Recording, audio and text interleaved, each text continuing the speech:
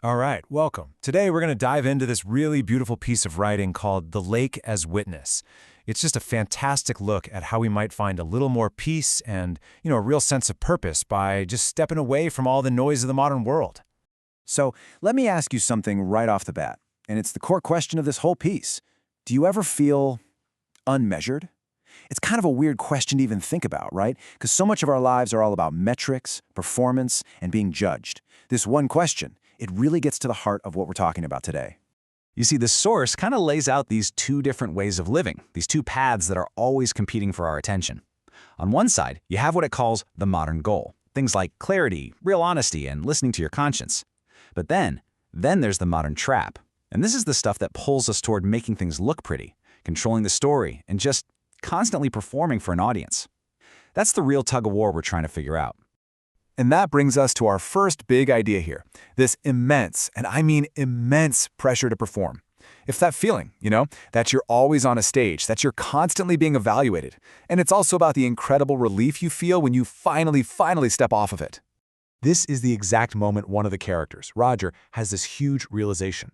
I mean, after a whole life of being analyzed and measured and graded, you'd think the absence of that would be scary, but it's not. It's a relief. It's like taking that first deep breath of fresh air when you stop worrying about who's clapping.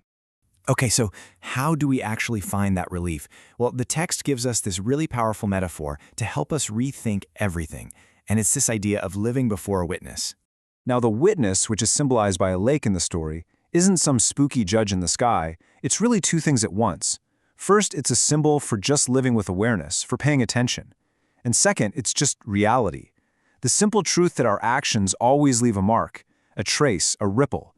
We are always before witnesses, whether we think about it or not. The nephew in the story, he gets this on a gut level. He sees his actions like stones he's dropping in the water, creating these circles that just keep spreading out. It's such a poetic way of understanding that our choices really do have consequences that last. But what's so fascinating is how Roger, who's this super analytical guy, interprets the same idea. For him, the witness isn't recording his resume or his accomplishments. No way. It's recording the internal stuff, his tone, his intention, his integrity. It's not about what you did, it's about the how and the why. And here it is. This is the crucial piece of wisdom from the uncle in the story. This awareness isn't supposed to make us paranoid or anxious. It's a call to live with care, to be mindful of those ripples we're making. It's all about intention, not about fear. Then Roger connects this really personal idea to something much bigger. He realizes that accountability is basically the glue that holds everything together, whether it's a big system or just a person. So the witness then becomes our own personal internal source of accountability. It's what keeps us from collapsing ourselves. Okay, this brings us to the second huge metaphor in this piece, and this one, it totally reframes how we think about our own lives.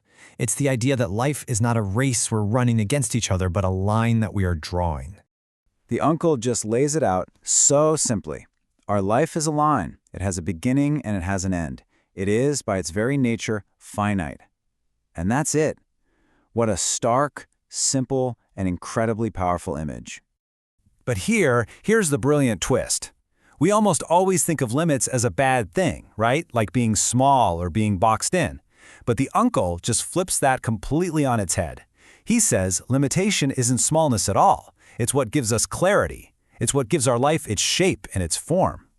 And this all comes together in this really simple three-step logic. So first, we just have to accept that we are a finite line. Second, we see that this very limitation gives us a necessary structure, kind of like the banks of a river guide the water. And third, we realize that our intention is what gives that line direction. It's what determines where our line is actually pointing. And this, right here, is the perfect antidote to the poison of comparison, isn't it? When you're constantly looking over at other people's lines, judging their length or their color or their path, you completely lose track of your own.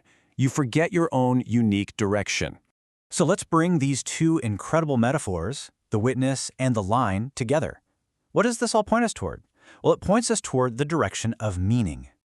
Ultimately, what we've been talking about is a fundamental shift in mindset. It's about moving away from a life of noisy performance and toward one of quiet presence. It's about shifting from that constant, draining comparison to a focused intention. And it's about redefining our goal from some external idea of success to a deep, internal sense of responsibility. And this might just be the most powerful takeaway of all. It's not about how long your life is or how many things you achieve. None of that. It's all about the direction. If your line, your life, is pointed toward meaning, it connects with something absolutely timeless. And so, we end by just turning that question back to you. If you think of your own life not as some frantic race, but as a finite line with its own unique course, where is your line pointing? That's really the question we're left with. Thanks so much for exploring this with me.